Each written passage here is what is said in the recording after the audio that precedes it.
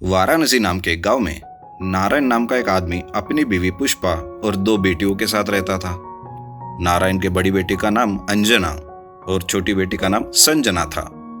नारायण गांव में छोटा मोटा काम करके अपना और अपने परिवार का गुजारा करता था। नारायण की बीवी समोसे बनाने में माहिर थी। उसके हाथ के समोसे बहुत स्वादिष्ट बनते थे। वो रात को ही कच्चे समोसे बनाकर रखती थी और सुबह होते ही सबको गर्मा गर्म फ्राई करके नाश्ते में खिलाती थी।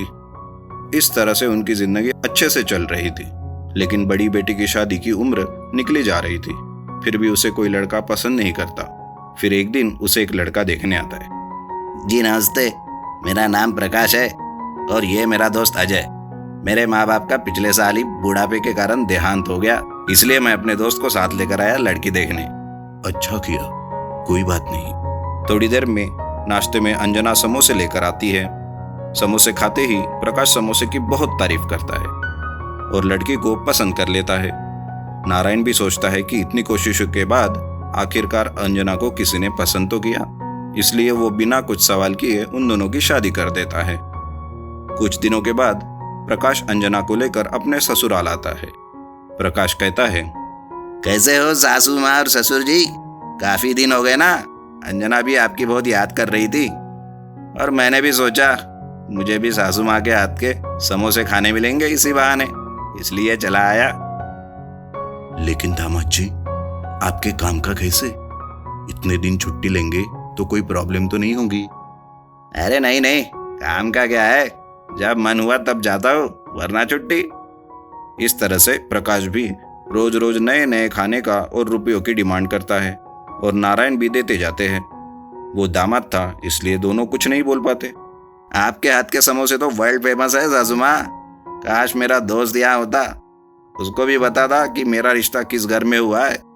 प्रकाश समोसे खाता है और बाहर निकलकर अपना पर्स गुम जाने का नाटक करता है और ससुर जी से रुपए मांगता है।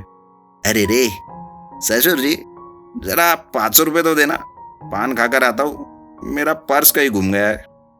नारायण जी दामाद को 500 रुपये देते हैं। तभी पुष्पा कहती है, ये क्या जी, दामाद का तो कुछ अलग ही नाटक दिख रहा है। काम वाम तो कुछ करते नहीं और अब यहाँ आकर हमसे ही बेशर्म जैसे पैसे मांग रहे हैं। ये बात उनकी छोटी बेटी संजना सुन लेती है और सीधा सीधा अपनी दीदी अंजना के पास जाकर कहती है, अरे दीदी, तुम जीजाजी से पूछ लो कि उन्हें कितने रुपए चाहिए। इस तरह से घर में बिठाकर खिलाने पिलाने से कितना रुपया खर्च होगा। और गांव वाले भी अब बातें करने लगे हैं। नारायण गांव के जमींदार के पास जाकर कुछ कर्जा लेता है और दामाद को कहता है, दामाद जी ये लीजिए कुछ रुपए, आपको काम आएंगे। काफी दिन हुए आपको आकर, सोचा इसी बहाने ये रुपए दे दूं। हाँ हाँ, सही किया ससुर जी, मुझे कुछ रुपए की तो जरूरत थी ही। कमाल है ससुर जी, कितना ख्याल रखते हैं आप मेरा, इसलिए आपके यहाँ बार बार आने का मन करता है मेरा। सासू माँ, हम निकल जाएंगे, जरा कुछ समोसे पैक करवा दीजिए रास्ते में खाने के लिए। फिर इसी तरह से प्रकाश हर महीने ससुराल आता है और अपनी मनमानी करके कुछ रुपए लेकर चला जाता है। कुछ ही दिनों में दिवाली आती है और प्रकाश अंजना को लेकर फिर ससुराल आता है।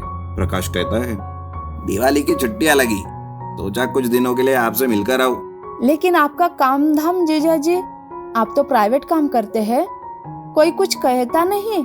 इतने दिन छुट्टी लेते तो?